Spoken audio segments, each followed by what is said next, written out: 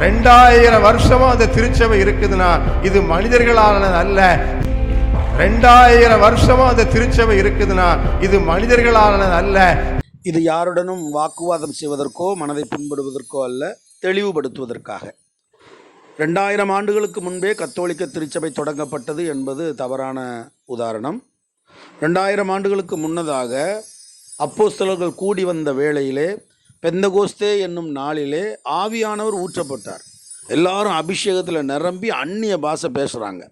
இன்றைக்கி ஆர்சியில் அபிஷேகம் இருக்கா, அந்நிய பாஷை இருக்கா? நீங்கள் யோசிக்கணும். ஆதி திருச்சபையில் இருந்தது, இன்று வரை அது பெந்தகோஸ்தே சபைகளிலே இருக்கிறது.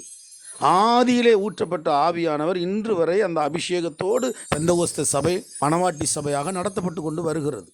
அதே நேரத்தில் எந்த விக்கிரக வழிபாடும் கிடையாது, எந்த மனிதர்களையும் வணங்கவில்லை. பிதா, குமாரன், பரிசுத்தாவியாகிய திருத்துவ தெய்வம் மெய்யான ஒரே தெய்வம், அவரை மட்டுமே வணங்குகிற சபை பெந்தகோஸ்தே சபை. ஆதி திருச்சபை பெந்தகோஸ்தே சபை, அப்போஸ்தலர்களால் உருவாக்கப்பட்ட சபை பெந்தகோஸ்தே சபை. அந்த அப்போஸ்தலர்களை உருவகப்படுத்தி அவர்களை கடவுளாக வணங்க தொடங்குவது தவறு என்று சொல்லுவது பெந்தகோஸ்தே சபை. தேவதூதர்களை கடவுளாக வணங்குவது தவறு என்று சொல்வது பெந்தகோஸ்தே சபை. இது ஆர்சி மக்களை புண்படுத்துவதற்காக அல்ல, விளக்கம் தெரிவிக்கிறோம். இதற்காக 2000 ஆண்டுகள் உருவாக்கப்பட்ட சபை என்பது, பரிசுத்த ஆவியானவரால் உருவாக்கப்பட்ட சபை என்பது பெந்தகோஸ்தே சபை, ரோமன் கத்தோலிக்க சபை அல்ல.